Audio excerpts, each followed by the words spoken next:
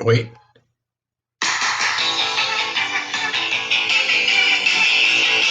Oh, Huey Lewis and news fans out there.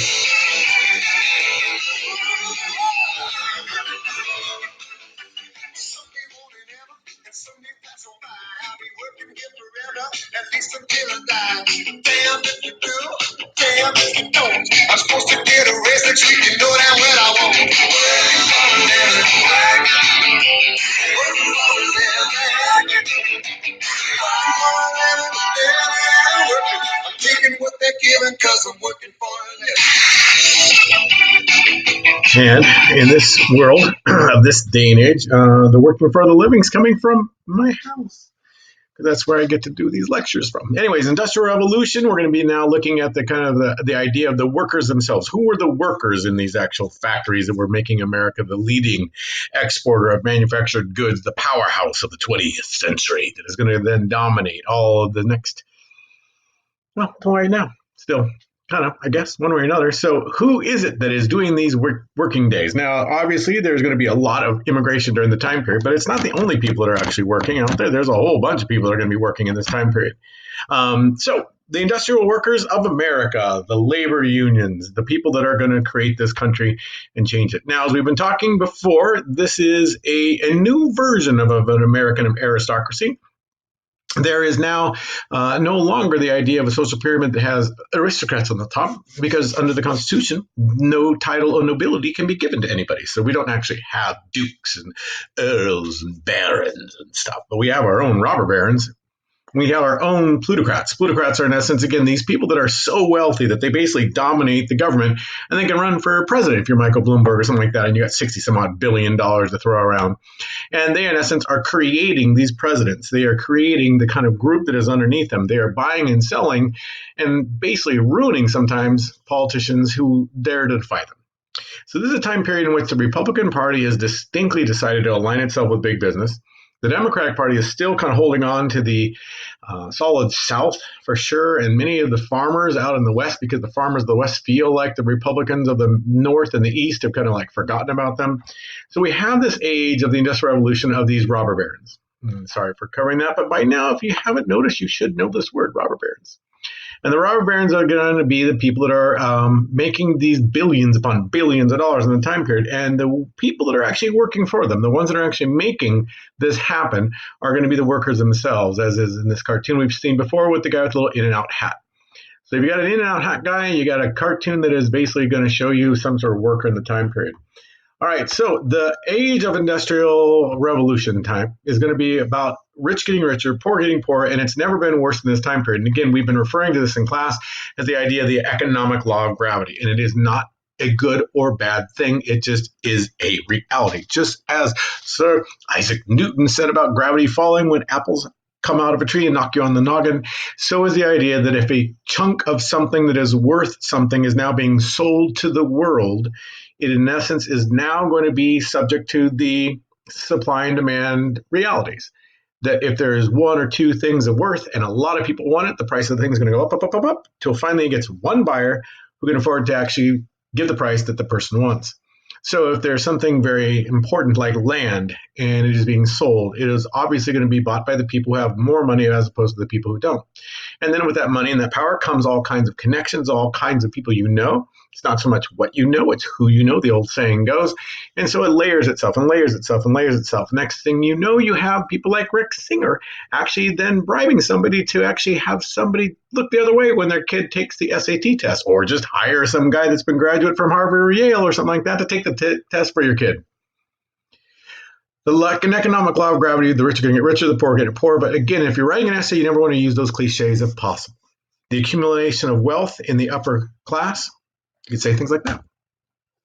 This is all the time period that we've been talking about with this guy, Charles Darwin, who's been doing his investigation and has decided that there is a survival of the fittest. And again, the people that are living this time period, like little baby Adolf Hitler, who's right there, little baby Adolf Hitler, born in 1889, April 20th. He's being raised in this European Western civilization that is quickly taking over the rest of the world and looking around and kind of trying to tell itself through all kinds of rationale white man's burden. It's our job to bring civilization to the uncivilized people of the world. It's our job to bring Jesus Christ to the uncivilized people of the world. Whatever it is, it works, at least in the minds of the people that are telling themselves this.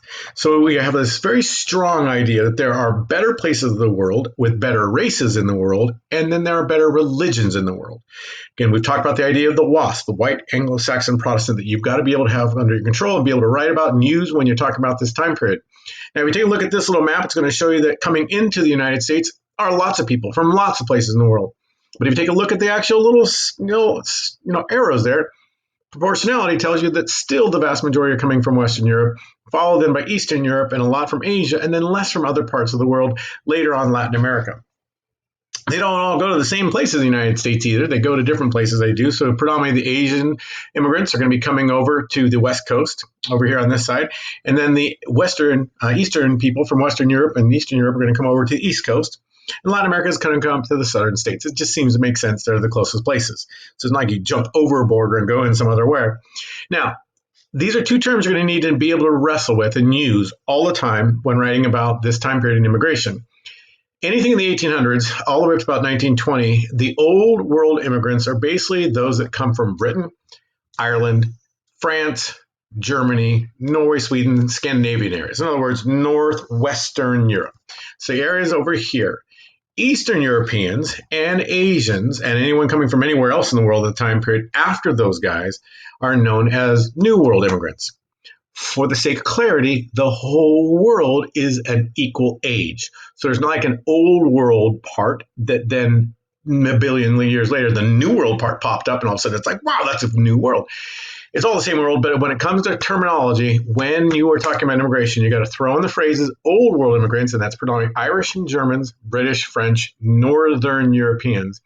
New world are going to be Italians, anyone from Eastern Europe, Russia, the Jewish immigrants, and Asian immigrants, even though they were coming in the 1850s and 60s. Now, this issue of immigration being something that galvanizes people in anger or brings in people saying, hey, we've got to have cheap labor is not a new thing. It's been going on for probably since 1607 when the second boatload came in 1608, and people were like, what the heck? Come on, these guys are going to take our jobs. Those of us who didn't die over the summer, in the winter, in the starving time. So this is not new. It's a pretty consistent story pattern. Those that are already here like being here, and if the economy is picking up, they want to have a lot of cheap labor. If the economy is going down, they then are feeling threatened by anybody who might come in and work for less money than me. The big chunk that this thing flared really hard and heavy was in the 1830s after the crash, thanks to Andrew Jackson and his killing of the Bank of the United States and his depositing of the federal funds into his pet banks all over the West and in the actual smaller states.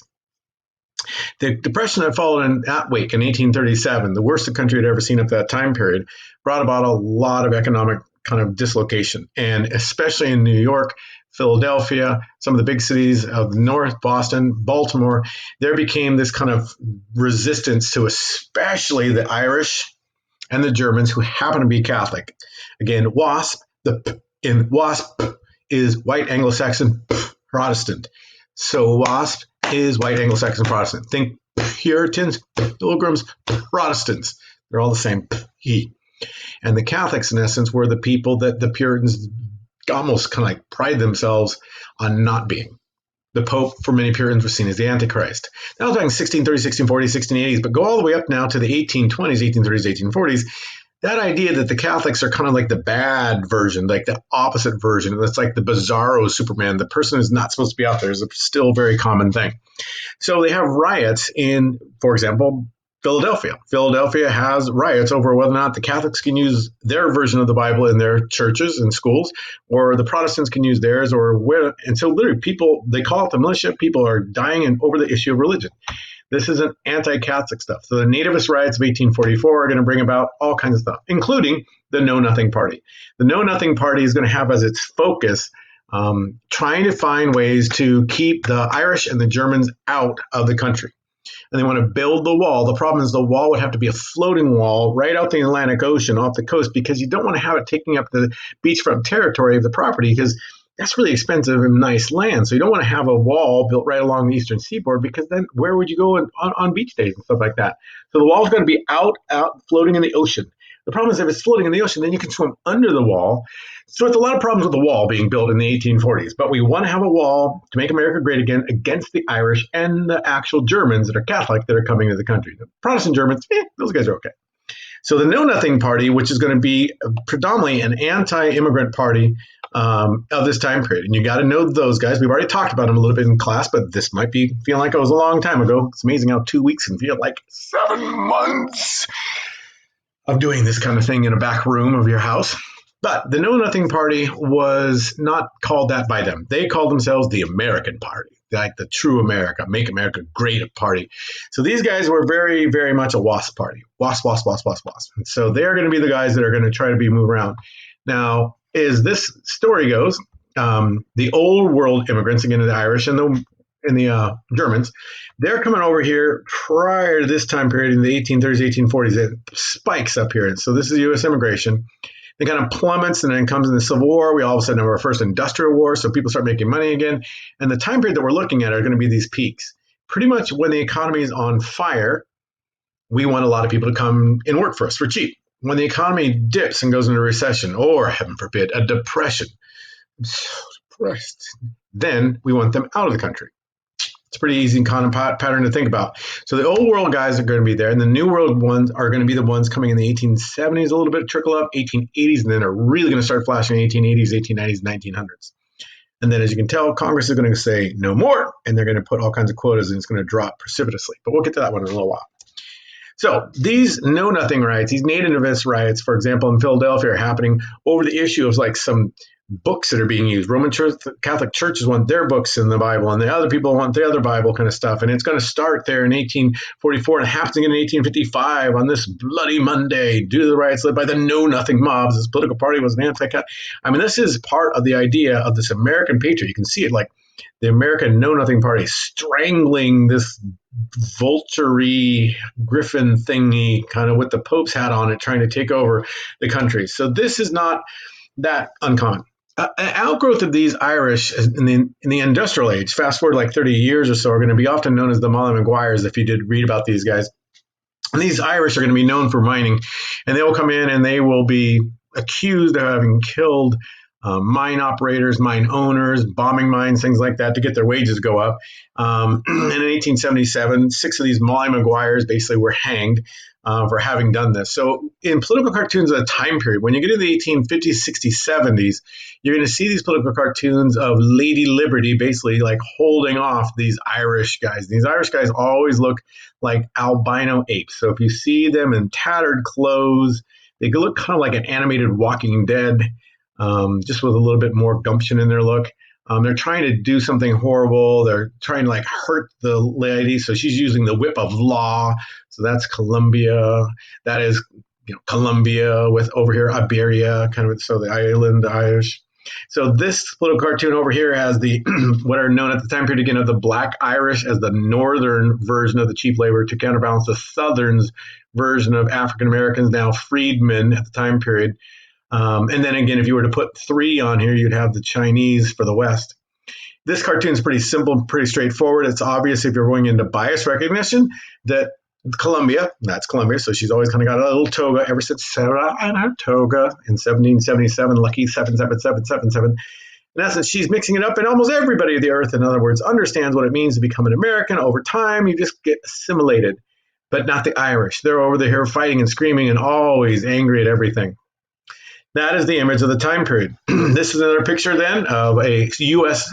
public school being torn to pieces, being threatened by these, look at it closely, these alligators with Pope's hats on, Cardinals hats on. So in essence, these are the alligators of the process of the Romans trying to take over. And here's John Q, dad, large child citizen with his little Bible and stuff like that, trying to hold these people back. They're praying to God for salvation. And look up here on the roof. Look up here at the top. Up here is Lady Liberty being marched off by some Irish guys to be hanged. In other words, the freedom of America being threatened by the Irish, by the Catholics. And don't worry, Religious hate and intolerance has a lot of room to go. So look at this little cartoon that has the Roman Catholic alligator trying to come up and claw through, fall on the other side by this weird Mormon church turtley thing. Religious liberty is guaranteed, but can we allow foreign reptile to crawl all over the U period S period us? So this is part of the time period that we have. And so you have also the idea of Uncle Sam is willing to work with anybody from around the world, as this cartoon I think we already saw once is shown, except those Irish are always just trying to get angry at something. Why is it that they're always angry at something? Well, they're going to come predominantly into Boston and into New York City. These are big port entryways. Philadelphia, lesser extent. And because that's where they're deposited in the time period of the 1830s, 1840s, 1850s, they already kind of have a foothold there. Not well liked. They're living kind of in the outskirts. But by the time the Civil War comes and there's a new flood of people coming in to get their 160 acres of land free under the Homestead Act, only to find that they were able to get here because they signed a contract labor law, also passed in 1862, that said, hey, we'll get you there, but you're going to have to work for our company for a year. And once they're here and they're working for really crap wages for a year, then as a U.S. citizen newly minted, you've been drafted into USCS Grant's Army of the Potomac, and you're going to have to go fight against Robert E. Lee. So the Irish will become more settled in America by the 1850s, 60s, 70s. So when the big immigration problem starts to happen, the Irish have kind of settled in. Usually takes about a generation or two for immigrants to come in and kind of get a feel for the place. Their kids start learning the language. Next thing you know, they are acclimatized to it. Assimilated would be a good way to say it. And the actual political party for the Democrats in the New York area was called TammanyHall, and their mascot was the Tammany Tiger. So in essence, the idea is that the Democratic Party in New York City, only in New York City, will in essence work with the Irish that are coming in by the hundreds, by the thousands, by the tens of thousands, by the hundred thousands, in essence, to control politics in New York. And that's where this is going to be. The Tammany Tiger is going to be basically TammanyHall. So here are all these Irish guys, again, like albinos. They always have like a little bit of red nose because it's ideas that they're drinking all the time. And they're in essence going to be part of the Board of Education. In Boston, they'll go from being hated to beloved. The Boston Celtics is a throwback to the idea of the Boston Irish. John Kennedy's father, Joe Kennedy, will marry the daughter of the mayor of Boston, Honey Fitzgerald. Was his name. That's why John Fitzgerald Kennedy is named Fitzgerald. And you have to pronounce it that way, Fitzgerald. That's an actual authentic Irish pronunciation. Fitzgerald, like Protestants. Good. But during this time period, very common to see from the 1830s all the way to the 1870s, when then all of a sudden we get washed in. Nina, no Irish need apply. No Irish need apply. We don't want any of them. Well, not me. I like Irish people, but actually like a third Irish. One way or another. So what we have in essence, again, at this, to hit it again, because I know a lot of you are only watching like 5 minutes of this or 2 minutes of this or 5 seconds of this and turning it off. The Republican Party is building itself off of workers in factories and the factory owners. The Democratic Party is building itself off of the solid South, the yellow dog Democrats who hate Abraham Lincoln and the legacy of the Civil War, and then the immigrants, Catholic immigrants, Irish, and then later Italians of the northern cities, first and foremost going to be basically New York City. And so TammanyHall, again, here's your ballot box, your little glass jar that's got a little wooden frame to keep it from rolling all over the place. You drop your ballots in there so everyone can see that you're only dropping in one at a time. Voting was not a private thing at the time period still. So we have this guy, Boss Tweed. Boss Tweed is going to be known as a political machine organizer, and he is going to be characterized by the only political cartoonist that I've never seen anybody need to know, and that is Thomas Nast. And Thomas Nast over there, Thomas Nast is going to kind of revolutionize the idea of political cartoons as art. And part of the reason is because newspapers are able to sell more and more newspapers. There's been technological advances in not only paper making that makes paper itself cheaper, but also the actual ink. And the ink has actually become fast drying. I'm sorry, I'm hiccuping. I don't know why. I was coughing before, now I'm hiccuping. It's like I'm falling apart. Something is happening to me. Coronavirus, why? What's her name now? Anyways, newspapers are actually becoming cheaper and cheaper and cheaper because of not just the cheaper paper, but actually fast drying ink, which allows those kind of rollers you see in movies where the newspapers are coming off the printing press to be actually fine tuned. So you can now have daily newspapers. And because newspapers are cheaper, you got to get more people to buy them, and a lot of people don't have a lot of money, so you got to have a lot of people that don't have much money, but it also means they probably don't have a lot of education. So you're going to have to have stories that appeal to them. So political cartoonists will become a thing during this time period. Boss Tweed will actually get angry at Thomas Nast to the point where he, in essence, gets so filled with hate of him, saying, "My supporters," meaning the Irish immigrants that have come in, they can't read, but they can sure tell those guys through the pictures what's going on. So Thomas Nast is going to be the guy that draws a lot of this. Another of the famous artists of the time period is Kepler, but I've never ever seen anybody ever expect you to know him on an AP test. But Thomas Nast, gotta know Thomas Nast. And as this little cartoon shows, it's the Catholic thing with their baptismal font over here, the actual cardinal kind of going like, "Ooh, what have you done?" And he's basically killed the goose that has laid the golden eggs. This Irish guy has basically chopped up the Democratic Party. In other words, the Irish are taking over the Democratic Party, at least in New York. That's the idea. The boss Tweed, you'll always be able to tell him he's always this bigger guy, the round belly. That'll be kind of a picture of like the robber barons in general. In essence, he's handing out from the public treasury money to Irish and immigrants and the poor. And this is part of TammanyHall. TammanyHall, there was two packages you were supposed to read on this, but then all of a sudden this stuff happened. TammanyHall was basically just like the Democratic Party's nickname in New York City. And because New York City was the biggest, most populated city in the entire United States, still is, and New York was the biggest state in the United States until the 1970 census when California passes it up. Basically, what you have is New York's Democratic Party, TammanyHall, is the most powerful element of the New York Party in the United States. And Boss Tweed, with his big diamond belly thing right there, is the most powerful of all the Democrats. But he's not an actual politician most of his time. He serves as an alderman, which would be like a city councilman over here in California, for a little while. But by and large, he's like the puppet master behind the strings. He's the guy that makes sure that anybody who wants to make it in politics, you basically have to kiss TammanyHall's butt. And if you want to make money in New York City as a contractor, as an employer, as somebody who's going to build bridges, the Brooklyn Bridge, as any of those guys, you are going to have to basically give what are known as kickbacks to TammanyHall. And TammanyHall will then, in a sense, get rich. Boss Tweed will, by the time he's done, become basically a billionaire in today's money. All illegal, just by basically siphoning off the public treasury, as that thing shows. But here's the part historians have tried to fine-tune and illustrate quite a bit. TammanyHall couldn't just rob people blind through their tax dollars. TammanyHall had to do it and provide some services. So in an age in which there was no welfare, there was no unemployment insurance, and it was a city that was just filled and constantly refilled with immigrants that would be coming on any given boat coming into the harbor, TammanyHall became their protector. Basically became, for lack of a better word, kind of their pimp. I will help you out. I will get you work. I will get you jobs, but you are mine. And remember where to vote, and vote often, and vote early, and keep doing it, and make sure that we stay in power. So TammanyHall, in essence, is going to be the Democratic Party in New York City. There's a Republican Party group too, but you don't ever have to remember that. But you do need to remember this. Political machine is basically any political organization that controls a city, that controls a county, that controls a state. To be clear, political machines are not always illegal or corrupt, but often that's what they do. Their job is holding on to power, and they will often use both illegal and legal means to do so. When pushed to the edge, they'll often use the illegal means. So a political machine is basically the way the entire system works. Politicians play the game. You kiss the butt of the person you need to kiss the butt of to get up the political machine. And the guy that is in charge of those are called bosses. And so Boss Tweed is the guy who runs the political machine. He's never mayor of New York. He never actually even wants to have that job. But he, in essence, is the guy behind the scenes. So the Ring is a corruption group. The Ring, so the idea is like, see on the bottom down here, who stole the people's money, and he's like, he did. So in essence, going all the way back to these Irish guys back over here, a little leprechaun guy, and then it comes around again.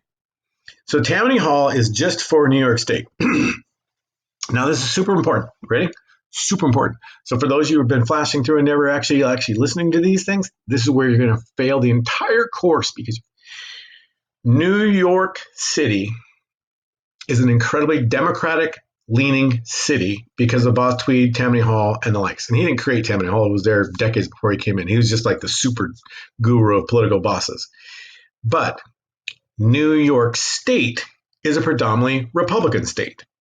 New York State, no, this angle, New York State has about the exact same population as New York City. So that, in essence, means New York City is a Democratic stronghold. New York State is a Republican stronghold. But because the population, think three-fifths compromise, is so close together, New York State ends up becoming known as a swing state.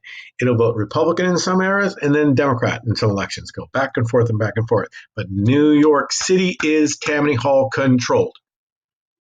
Got it? Every state has political machines, at least two. One for the Democrats, one for the Republicans. Every county has political machines, one for the Republicans, one for the Democrats. Every city has Republican machines, one for the Republicans, one for the Democrats. And whatever machine is in power tends to play the game of staying in power. And the one outside of power is screaming and yelling that the things they're doing are illegal. And they're often right. But it's very hypocritical because both sides do it. All right, let me give you an example of how this works. Boss Tweed is preceded by a group of people called Thurloweed and the Gang of 40 Thieves. And in essence, one of the things that they did is these are people who are part of TammanyHall. They're not always politicians. It's like a sorority, like a fraternity club. And they knew that there was going to be a field that the city of New York was looking at to build a kind of a jail. And it was out on a little kind of barren lot that was kind of swampy and wasn't worth much. And the actual cost for the actual lot they bought was $30,000. And then within the week, sold it back to the actual city for their jail at $103,000. Now, that's factored for inflation is going to be, put like 2 zeros and double it. It'll be close to where we are. So that's a lot of money. That's what we call insider trading, inside knowledge. You knew that these guys were getting ready to buy this lot, so you bought it from the guy who owned it, who didn't know that the city was looking at it, had been trying to sell it for a long time, make a killing on it. That's about a total profit of about $4,000, or no, that's more total problem than that, 340,000 markup. So that's more than that. I should refix that one. But anyways, these 40 thieves, guys that were kind of the movers and the shakers before Boss Tweed came into TammanyHall, had bought some fireworks and they were going to sell them back to the city of New York for the 4th of July ceremony. They got a no-bid contract, meaning that no one else was able to bid for this, so they bought them for $500. And because they are the only ones that New York City was going to buy them for, they turned around and sold them to New York City for basically $4,100. So we're talking a lot of profit. Now that one makes more sense right there. All right. Boss Tweed, there was an old church in New York City that was getting ready some big oak benches.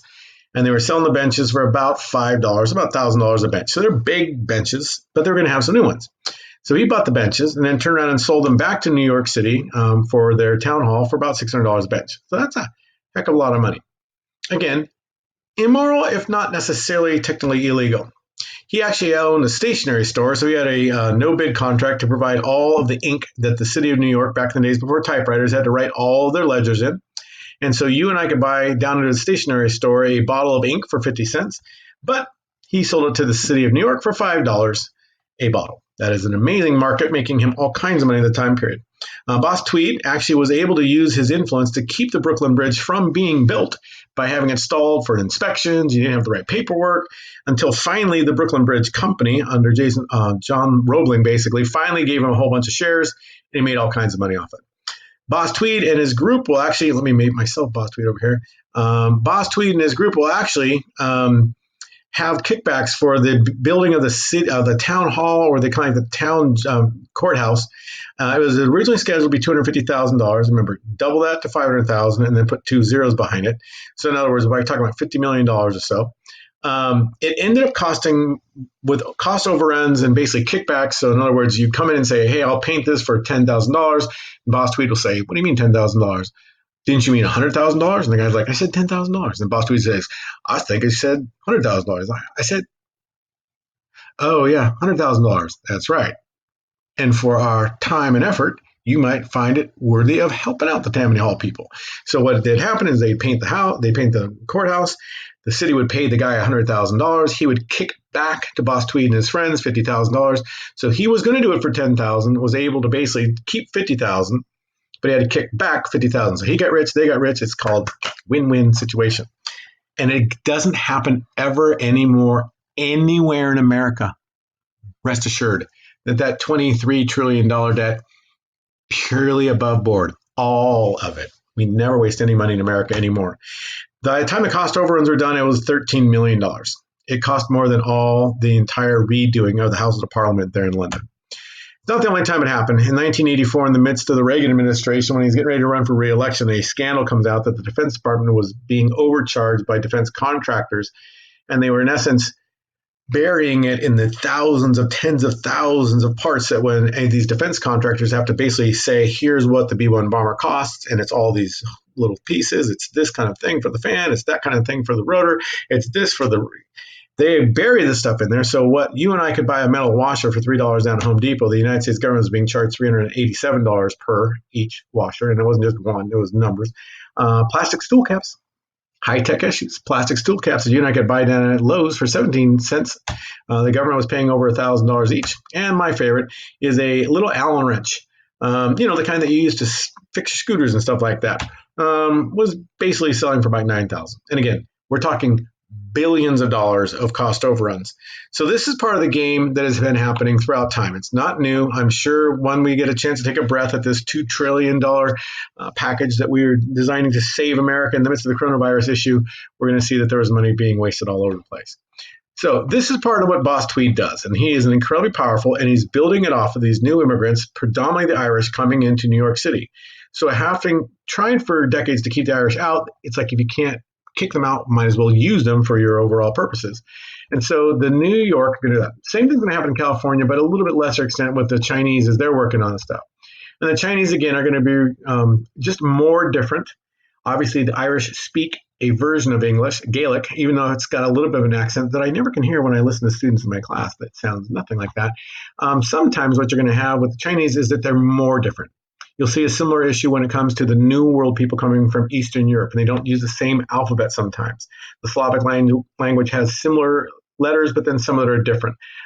Hebrew, those who are Hasidic Jews, the Sephardic Jews that you read about if you did, they will actually sometimes use Old Hebrew, and there's no way that a WASPy person can even tell what that stuff is. So there's an element of the New World that is going to be different enough. And so you have these immigrants that are coming over that is, theoretically, they're these poor people are living in opium dens, and that's how they can work for like 40 cents a day, where this American guy trying to raise a family, he can't. So in other words, they're stealing our jobs, and they do it because they eat rats and stuff like that. And so such is the way the world goes. This idea of trying to keep those people out building the wall is not a new thing. It is a very, very old thing. Notice the actual title of this newspaper, The Wasp, the White Anglo-Saxon Protestant. So it's not like they're hiding it. They're very proud of it. And they're in essence saying loudly, the Chinese must go. They're not supposed to be here. So political cartoons, here you then have, again, Lady Liberty basically being killed, stabbed to death by this rampaging, burning down San Francisco or any other place on the East Coast. And then this one over here with the illustrated wasp. I love the title of this thing. The San Francisco Illustrated Wasp, and they're striking the first blows. Or here's an everyday working man, a union guy, smacking this Chinese guy in the nose because look at his friend. They're getting ready to go out and shoot us. We got to get them before they get us. That MS-16 gang has got to be taken out. Somehow or another, we got to keep America safe because if we don't, they're going to get to us. Again, this is not a new thing. The idea of trying to kick the Chinese out, every dog, no distinction of color, has its day. And look what the Indian guy says here. Red gentleman, Indian. To yellow gentleman, pale face, find you crowd him out as he did me. In other words, they think you're going to do to the white people what the white people did to me. And notice they have this Friedman sitting here in the back, not doing any work because he's basically just taking off money from the federal government. At least that was the mindset of many Northerners at the time period. So more political cartoons about the Chinese having to be chased out. They got to go. Maybe send them down to the South to do cheap labor. Here, this guy, if you notice, he's got the California hat on, and he's got a cat of nine tails, or at least three tails there, whipping these Chinese to get him out. The Wasp is trying to protect American father, trying to feed his family from the Chinese. If you take a look at the Chinese, look at the way they've got their hands grasping, little like almost, you'll see this again in World War II. You wait. These kind of almost vampiric kind of fingers. And over here, they're hanging the Chinese guy. No Chinese need apply. It's Nina, but it doesn't work so well. Nikna. No Chinese need apply. And then you have the Irish guy in the front pulling on the cord, the German guy behind him. And so in this time period, the illustrated wasps, this is again the idea of trying to get them out of the country. Get them out. And at the front of the group is often going to be an Irish guy. Notice with the lynching kind of tree in the background, the Chinese question. In this particular cartoon, here then is in essence Lady Liberty / Columbia, America, standing up for the Chinese man. And why is it that we're tormenting these people? Now, this is a Thomas Nast cartoon, and Thomas Nast himself was really filled with hate against the Irish. So he's always going to have the Irish as the bad guys. And he, as a New Yorker, has no problem with the Chinese because they're like half a country, well, a whole country away. But the idea of this Chinese threat, this yellow peril, as we've been talking about, they've got to be kicked out. Look at, again, the Irish guy sitting over here saying, hey, equal rights, and they're kicking out the Chinese guy. Chinese are going to be excluded, the Democratic Chinese Exclusion Bill. So finally, bowing to pressure of the West Coast, Congress finally passes in 1880. Oh, I should have moved that. 1882, the official first ever You Can't Live Here Act of Congress, the Chinese Exclusion Act. Write it down, kids. Have it at your disposal. Be ready to write, be able to write with it. 1882, the Chinese Exclusion Act. So as we go through this time period then, the Chinese are going to be kicked out. And here then is the anti-Chinese wall. So there's the wall of China being broken down so the Chinese can flood into America. And we're building our wall. Build the wall. Build the wall. And look who's building it. Right there in the front are the Irish, followed by the freed blacks and then every other ethnic group that are basically feared. They're feared that the Chinese are going to come in and take everything from us. Uncle Sam's kicking the Chinese out of bed. And then they got over here polygamy. So he's kicking out the Mormons and he kicks out the Chinese. But he's letting the Indians kind of stay in the United States and the blacks from the South. And then this guy over here drinking his rum and Romanism, the Irish guy in the corner. So political cartoons of the time period are pretty straightforward. They're pretty easy to talk about. And there'll almost certainly be something like that on our test. This one's a pretty straightforward one also. Here is the actual school, Miss Columbia's school, and she's kicking out the Chinese kid, and all these other people get to stay, including the Indian guy. And everybody else is being kicked out. Chinese being kicked out. Well, in this time period, what we're going to end up having is a bunch of factories that are building up all around the place, but they need cheap labor. And the more desperate the people are, the more cheap the labor can be. And it's a pretty simple process. As we get more and more technologically advanced, we have more and more need for very cheap labor. And the labor is going to start again as first women working in the textile mills of Lowell, Massachusetts, which we talked about. And these mills will in essence be dormitories of sorts where the women will stay as they have water wheels turning their looms. And they'll work from dawn till dusk, 12 hours a day. And these often will be 14, 15, 16, 17-year-old girls in the 1830s, 40s, 50s. Our first factory owners and as workers are basically women. And these would be the women that are not actually wealthy enough so their father can provide a dowry, or not pretty enough that the guy doesn't care about not getting a dowry because look at her, she's so amazing. These are women who for the most part are a burden on their families. So fathers will basically send them off to go work in these fabric mills. Lowell, Massachusetts, and Rhode Island, Connecticut have them. These actually will move from over here on the East Coast, and they'll start to move across to the West Coast, at least over into the Great Lakes area, where the manufacturing is going to be centered during this time period. Now, just for the record, the actual Lowell, Massachusetts didn't pay the girls. The girls weren't the ones getting paid. The fathers were the ones being paid because they're their legal guardians. So the money would go to the dad. The dad would then wait until the woman was old enough to kind of get married off. So these are the workers that build America. Starts with women. That's where you start first. The women are going to be our first factory workers. And then very quickly, it's going to be men. But women start the process. And women will work often, not really in the heavy working, but all over the place. And as you can tell, this picture, there's women and there's children. And so after a while, what we're going to start having in this area is we're going to start going into child labor because families will be so desperate for any kind of income coming in the family that they'll send their kids off. This is an age in which there's very little public education throughout the United States. Mostly it's a city-by-city thing, and even then it's often a religious thing. So you're going to see kids as young as like 8, 9, 10 working in these factories 12 hours a day. I mean, I know you guys work a lot. You work a ton. You read way more and work harder in high school than I ever did. But could you imagine 12 hours a day, 6 days a week, being just this age, an old person before you're even old? So this is part of the process that we'll see being cleaned up in a while, child labor. There are very few laws saying that people can't let their kids be hired. And so people are so desperate for any income. These are going to be coal mining boys. They can sneak into the coal mines because they're smaller. And these will be loam girls that have smaller fingers so they can actually get into it. And then if you look at this one here, I love her hair. You can tell she's pretty proud of it. Then this girl over here, it's hard to see because it's behind my head, but she's got a ring on. Already married. Looks like she's 15, 16, maybe 17. And so this is also the beginning of what we're going to call basically a middle class. The middle class really comes out of this time period because the middle class will be the foremen. They'll be the engineers that design these machines. They'll be the lawyers that send the patents to the patent office. So there's a middle class that comes out of the Industrial Revolution. It's the growth of a professional middle class. It is very much part of this industrial age. Somebody's got to run it, and you're not going to see Andrew Carnegie sitting on the factory floor walking back and forth 12 hours a day. It's just not going to happen. So you end up having the beginning of what we call trade schools or colleges for professional people, accountants and such. But again, the workers themselves are got to be these immigrants.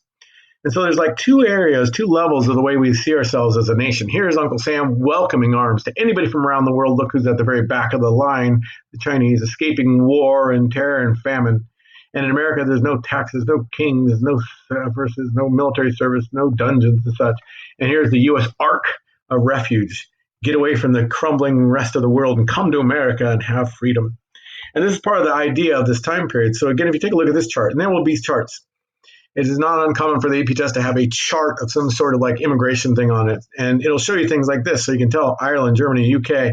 So these people are coming in the 1820s. In the beginning is of the Industrial Revolution Part 1, and then the actual New World people are coming in the Industrial Revolution Part 2 from the 1880s, 1890s.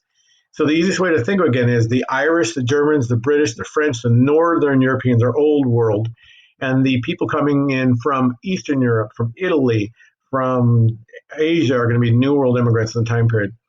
Now, again, if you charted our actual economic growth back and forth, you'll see that in essence there's a parallel.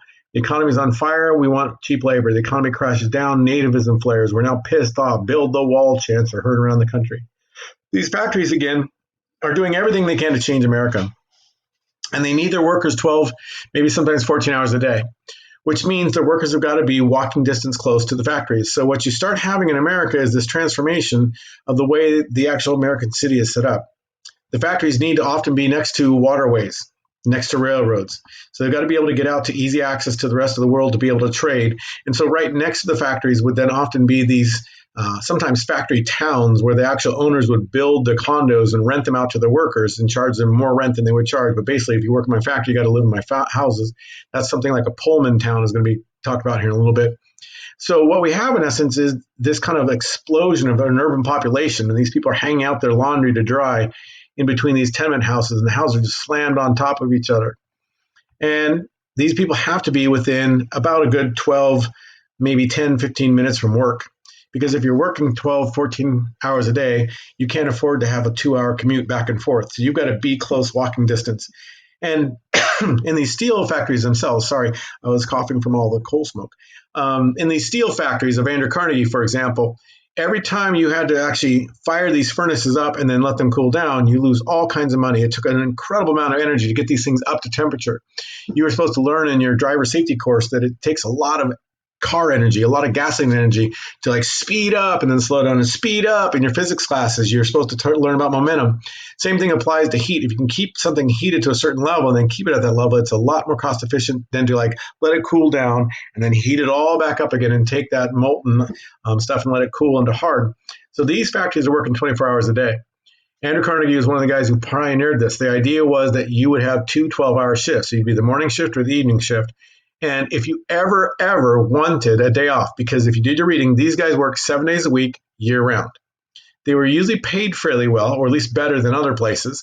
But 12 hours a day, 7 days a week, 4.5 weeks a week, 52 weeks a year, we're talking you can never have a day off. So if you ever wanted something more than 12 hours off, you would then have to do a rotational shift. In other words, you'd have to work your 12 hours, the other guy's 12 hours, who now has his day off, and then your 12 hours for a total of 36 straight hours. Then that guy would come on and do the same thing for you.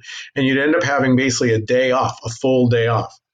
Now, it seems to make sense that one of the main things that the people were fighting for in our first major union of the time period we talked about before, the Knights of Labor, riding to the rescue of the fair maiden of workers in America, the Knights of Labor, this kind of semi-fraternal organization, is that they were in essence fighting for the actual 8-hour day. Now remember, they are formed in 1869, same time the railroads are. So this, in essence, Knights of Labor become a fraternal group of men, women, blacks often, who are working for the 8-hour day. They are the pioneers of the idea of the 8-hour day. They, again, will have a challenger with the American Federation of Labor. If you did your reading, the American Federation of Labor is led by Samuel Gompers most of his entire adult life. He's a cigar maker, and these are known as skilled laborers. An unskilled laborer is a guy who just pulls a lever, pushes a button, just got a strong back and pick this up and move it over there. Skilled laborers are somebody who has some sort of actual experience that is not easily replicated, meaning if you fire that guy or if he dies, you're going to have to go out and really work to find somebody to take their place. And the higher the skill, the harder the replacement. And so skilled workers were always paid more money than unskilled workers. Always, always, always, always, always, always. It's a matter of, I can find 60 guys in this line of 100 who can come in and do this pulling of a lever kind of a thing. But somebody that actually knows how to do that, a specific thing that you're actually really good at, that I'm going to have to take a little bit more time. So the American Federation of Labor, unlike the Knights of Labor who just represented anybody who's a worker, the AFL is going to basically represent only skilled workers. Because Sam Gompers felt that when you're trying to represent every worker, even though the Knights of Labor got up to 700,000 people, there's just too many of them. But skilled workers can be very specific. And so the AFL is going to be led by him for those entire 21, 30, 38 years of his life when he dies in 1924, having kind of led the country worker-wise through World War I. Sam Gompers is going to be really focusing on what is known as bread and butter unionism. So you need to have that phrase down. Bread and butter unionism means that basically, unlike the Knights of Labor who are actually having philosophical conversations that are paralleling the calls of Marx and all these other guys at the time period, the socialists and the Marxists, no, we just want more money and less hours, period. Simple. Bread and butter. More money, less hours, and we'll talk. And this, in essence, is going to be what he pushes for. Now, you, again, if you've ever watched all the way out to the end of a Marvel movie, waiting to see what the hint for the next movie is, you're going to see that little icon out there. That is part of the AFL-CIO, the Congress of Industrial Organizations. This, in essence, is the emblem of the actual movie-making group. And the Screen Actors Guild is a subset of them. So they are part of the AFL. So if you've ever been watching the SAG Awards is an actual Screen Actors Guild. So if you have a speaking part in any movie or TV show, you can then actually be part, the screen is actually movie screen. But anyways, so what you have then in this bread and butter union is the AFL. The AFL will be our most successful ever union in the United States. More aggressive and angry one that will come out later on in the 1890s and 1900s is going to be called the Wobblies or the IWW. They will be destroyed in WWI. And in World War I, the IWW goes away. So there's your little rhyme kind of a thing or your little mnemonic to remember this kind of stuff. And they're, in essence, going back to the Knights of Labor idea that all workers have something in common. They're getting screwed by the guys who have the money, the big man, the power at the top. So these are going to be the people that are going to be at the time period. So as we looked at the other day on our kind of economic kind of left to right radical stuff from our actual feudalism and capitalism and socialism with Bernie Sanders, when it comes to this kind of stuff, the actual Knights of Labor are kind of left of center, leaning more towards socialism. But the IWW is way more radical. They're all on the verge of almost anarchy and kind of violence as far as the way of doing stuff. And then the AFL is very much a very moderate conservative to the point where a lot of these robber baron guys will decide to work with these guys, partly for the idea of not letting them ever end up joining those guys. So it's the basic Sun Tzu art of war, divide and conquer kind of mindset. So this, for example, is the game of supply and demand. So wages, how much are you paid as a worker? And it's a real simple process throughout this time period. Now let's take this guy, for example, George Pullman. George Pullman is a guy who, he's not really an inventor, but he fine-tunes something, and it's called the Pullman sleeper car. In this age of rail, when people don't have cars yet, but they don't want to be riding in covered wagons anymore, when they're riding basically in these big trains, they've got to have someplace to sleep. So he is the guy who invents these kind of what are called Pullman cars that are half bunk bed areas and half living room areas. And he has some really elaborate ones for the rich people where they can kind of just sit. It's almost like a really upscale palace car, they're called. And then they would be staffed by these porters. And these porters were almost always African Americans, led by then a white foreman. And they'd be, in essence, like your servant while you're riding across the country from point A to point B. These are called sleeping car porters. This will be important later on because one of the guys that is going to be really super famous in American history is a guy by the name of A. Philip Randolph. He'll become president of the Brotherhood of Sleeping Car Porters, a sub-union of sorts. And he will try to get Eleanor Roosevelt to push for an anti-lynching law and a equal pay during World War II law, and he'll threaten to march on Washington. Later on, when we actually do have our 1963 March on Washington, there's Kennedy, and there's A. Philip Randolph, and there is, you may know him, you may recognize one of my own personal heroes, Martin Luther King Jr., I Have a Dream. standing in the shadow of Lincoln with A. Philip Randolph. So these sleeping car porters will be working for George Pullman along with a bunch of the other guys working in the Pullman factories that make these sleeping car Pullman cars. They're the best paid people around for a while, but their wages are still the same as anything else. It's a real simple game. If I, George Pullman, need 5,000 workers in my factory, and I have a bunch of unskilled people, so they just need to be able to change something every once in a while, so it's not like it's really complicated. And for the most part, that's my demand. And then I'll pay them about $2 a day. And if I got out there, my wages are going to be based on that. Let's just say hypothetically. And there are men wanting jobs, 5,050. So 50 people won't get a job. Now, theoretically, I could drop that down to like $1.95 until I finally get down to the lowest because I only need 5,000. But let's assume this is pretty close. And then a new kind of group of workers come in on this boat. And they come into town and they're looking around for jobs. And they basically say, hey, we'll work for cheaper. And I, as George Pullman, saying, hey, more money for me is more money for me. All right, fine. I will change this all of a sudden to $1.50 a day when these more people come in. And then even more people come in, like these boatloads of people come in. There's 6,800. I still only need 5,000. So finally along the lines, the more immigrants come in, the more the wages are going to drop bit by bit by bit. Now, we're going to talk about this one here in a second. This is coming up later on. What happens later with technology is we pretty much won't even need the 5,000. So if because of machines replacing man, I can drop that number down to 2,000, I can really drop the actual daily rate down to like maybe 50 cents a day or less. So every new boatload of immigrants coming in are coming in desperate straits, and they are willing to often work for so much less than other people are. So as these workers go and do their stuff, we also have another element that's happening during the time period called Taylorism. Efficiencies. How do you get really efficient? How do you make it so you're not wasting any money? This is led by a guy who kind of sold his science at the time period, Frederick Winslow Taylor. Thus, we have the name Taylorism. It'd be like Dell'Ortoism, the act of being able to talk into a microphone and a camera. Oh, I don't know what it is. But he would come along with his scientific observers, and they would have stopwatches, and they would basically click and see how long does it take to take everything. So if this guy's got to reach down here to grab something so he can put it back up to here, they would microscopically check to see if that takes like 3 seconds. What if you could have it sitting right next to him on this little thing that comes off a conveyor belt instead of him bending down and picking up? It was just like plink, plink, plink, falling in there over and over again.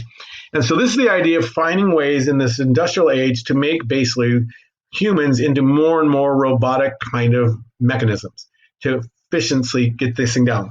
There's an article in a packet that you guys aren't reading about John D. Rockefeller, who, in an effort to see how much money he can save, his oil cans are being soldered with a little welder, and he's got 40 little drops of solder around it, and it holds the can together. And he says, why don't you cut it down to 38? And they find out that 38 is not enough, it still leaks, but 39 was just perfect. And in going to 39 drops, not 40 drops, they were able to save thousands of dollars of solder. So the idea is that George Pullman and all these guys are always trying to get wages down, down, down, down, down. Now, here then is the option for workers. If the wages are going down, down, down, down, down, and they have no other opportunity to do anything about it, what do you do when the wages get so much lower that you can't even actually run anymore? So they basically can go on strike. And what strikes do is they take a basic factory that's working, and if I'm George Pullman, I'm paying $1 a day for my 5,000 workers, and the overhead costs, the rental, all the supplies, the energy, my managers and such, my lawyers. If it costs another $5,000 to run it every day, so I'm paying in essence $10,000 a day. Here, I'll just make myself George Pullman over here, and it takes about $10,000 to run my factory every day, but I can sell a Pullman car a day. And every time I sell one, I get $15,000. So I'm making $5,000 a day. So if I can get those wages down to like $4,000, then I'm not making $5,000 a day. I'm making $6,000 a day. Look at my incredible like mental math. So what happens then in this process is if these guys decide, screw George Pullman or screw Dell'Orto, I'm going to go on strike, they stop working. So under this kind of mindset of a strike, it's a really simple process. And you go back to this thing, in essence, obviously they're not paying the workers because the workers aren't working. So George Pullman's not paying that money. And because he's not running the factory because no one's working, maybe the price has dropped a little bit, but he still has overhead costs. He still has supply things. He's still paying rent. He's still paying land costs. So his overall cost per day has now dropped quite a bit. But the problem is he's not making any sleeping cars every day. So he can't sell one every day. So every day, instead of making money, every day, in essence, he is losing every day. So the idea of a strike is a very simple process. You go on strike, you refuse to work, and you make sure no one else can go in and work also. So this is the idea of strikes And obviously you have Uncle Sam over here saying basically the strikes fail, go back to work, all of you guys. And he's saying in all the different languages of the people that are actually working in the factory are saying. So what you have in a strike is a very simple process, very, very simple process. These guys, in essence, the out-of-work striking workers will kind of ring around the factory, and they will try to keep what are known as scabs from coming in.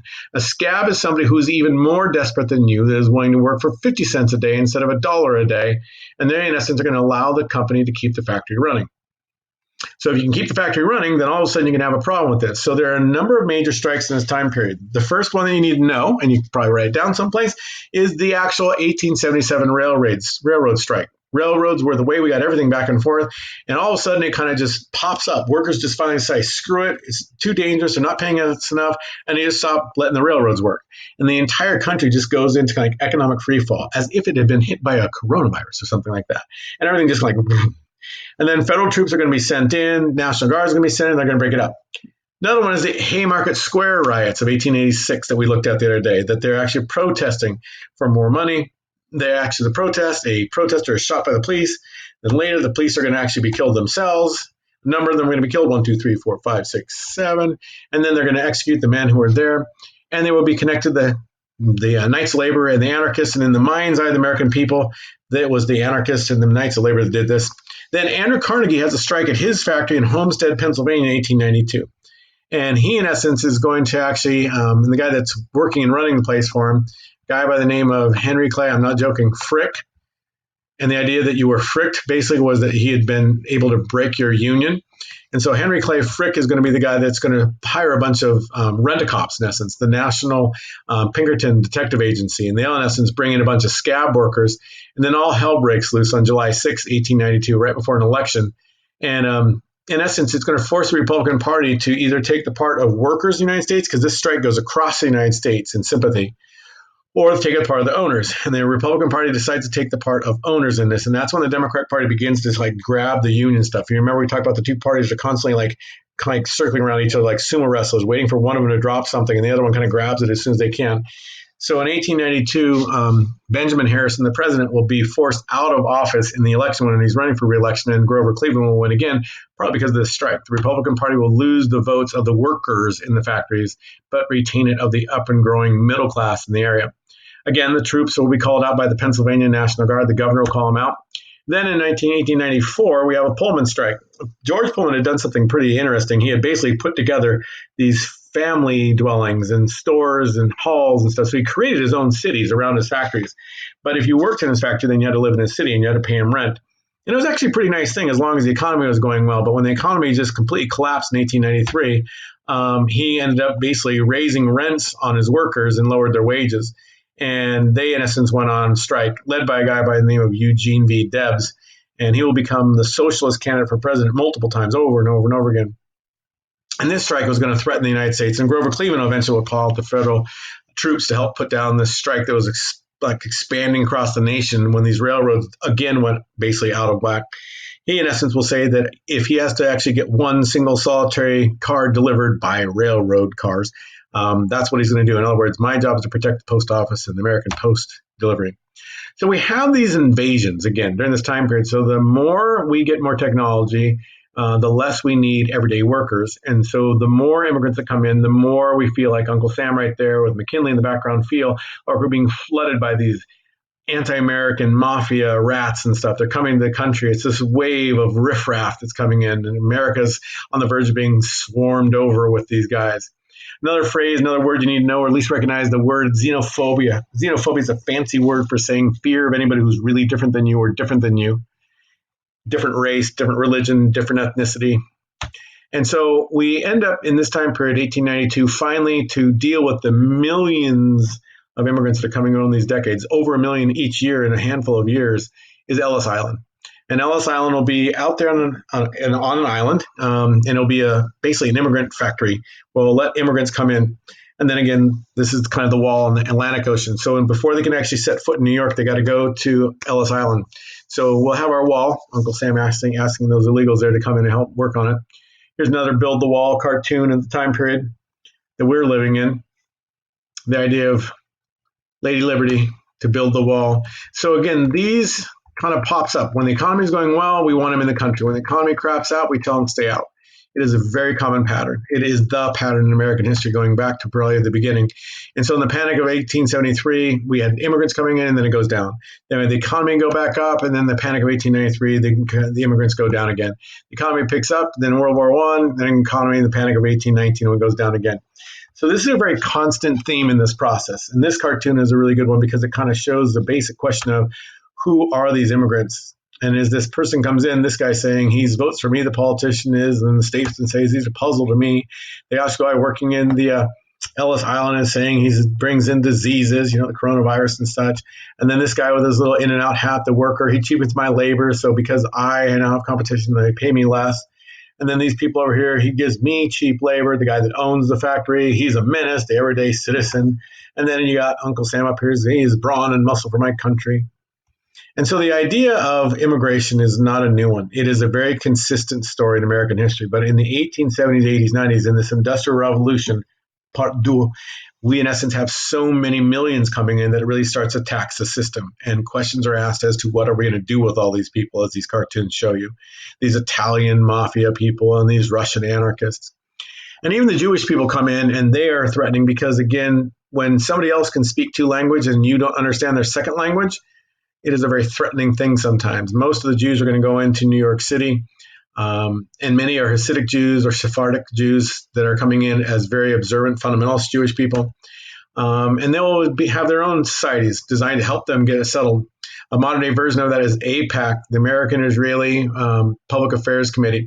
And these are going to be people that help kind of make it so that people won't be so scared of Jewish people in America and will continue to work with Israel. So here you have these Jewish people being chased out of Russia by the pogroms, and they're coming into America, and then the everyday middle class guys are leaving there and going for the West Coast to try to get away from the Jewish people coming in.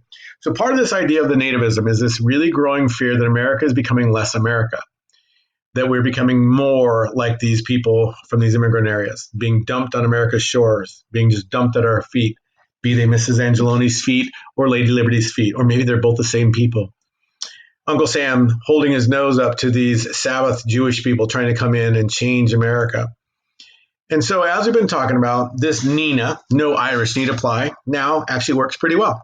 Because now we can say no Italians need apply, not even have to change it. No immigrants need apply. Don't worry about where they come from, what color they are. So this is kind of a mindset that has been a part of America for a long time, with Lady Liberty being built out there in the 1890s. 1886, she's going to be first delivered. By 1895, she's up and running and getting all kinds of visitors. And in her actual Emma Lazarus poem, give me your tired, your poor, your huddled masses, yearning to breathe free, the wretched refuse of your teeming shore. Send these, the homeless tempest tossed to me, I lift my lamp beside the golden door. Ellis Island, again, is going to be created to help funnel these people through and keep documented tracks of them so they'd see the actual Statue of Liberty. And you may recognize this place. Yeah, California kid. There's Angel Island out there, and it is established here in the California area in 1910. And in essence, is our Ellis Island of the West Coast. And so people coming from China and Japan would come in here and they'd lodge there, tens of thousands, and they'll be held there for weeks, sometimes months, depending on what was going on at the time period. And they'd come walking up these gangplanks and they'd see Angel Island sitting there. If you ever get a chance, it's really cool. The buildings are still here. You can ride your bike along this area. And so Angel Island isn't going to bring in just people from China, but from everywhere in Asia, the Middle East, including Pakistan, India, Sri Lanka. So, ladies and gentlemen, 14th Amendment is very clear. You were born in this country. You are a citizen of this country, regardless of where you came from, regardless of where your parents came from. But this is an element that we're still working with and arguing. There are people who believe that immigrants come in and have children here. They're called anchor babies, just so they can then become citizens of the United States, and their parents then would get all the benefits of being a citizen, even if they're not. And among those benefits, if you remember, is the right to vote. And that has been part of America for a long time, too. All right, see ya. Sorry that one had to go long, but that was for chapter 29.